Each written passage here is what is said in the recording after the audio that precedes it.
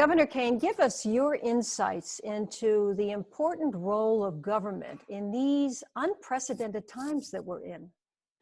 You know, often you and I have heard people say that government's not important, or government's bad, or government's this, government's that. But I'll tell you, at a time like this, you find out just how important government is. I mean, we are totally dependent on what we learn from government, what government learns from the scientists, and then we've got to act. I mean, it's our job then to do what's in the best interest of our neighbors.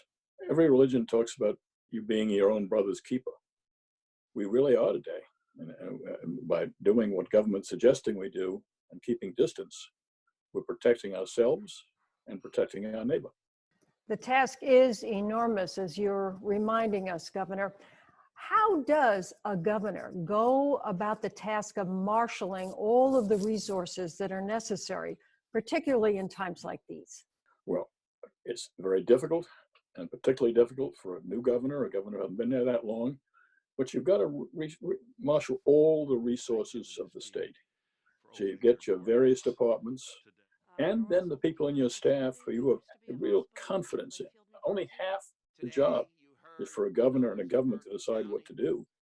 The rest of the job, and probably the most important, is you're doing it in a way that to get people to listen to you and people to do what you say. Because if people aren't doing what you say, then everything you do doesn't matter. What is a governor's authority in a time of crisis in terms of changing the laws and regulations for society? What is that authority? What does it consist of, Governor? When a crisis like this, and you're a governor, you want to be governor of New Jersey, because we've got the strongest constitution and the strongest gubernatorial powers. And once the governor declares an emergency, which of course we're in an emergency, then the governor has all the power to do any number of things. He can close roads, he can close bridges, he can order people what to do, he can make you stay in your home. He's got all that power, and it's the power of a dictator. It's only can be used in time of emergency, but if you need it, and we need it right now, then you got it. How does a governor begin to manage the financial difficulties the state is going to find itself in when this is finally over? Well, you have those financial difficulties in the back of your mind. But in this kind of a crisis, they stay in the back of your mind. Because see, lives are at stake. I mean, there are people who are your neighbors and my neighbors who may lose their life if we don't act properly now. And we have to do everything we can to save every life. And it's not a matter of dollars and cents, nor should it be. So we've got to go ahead and save those lives.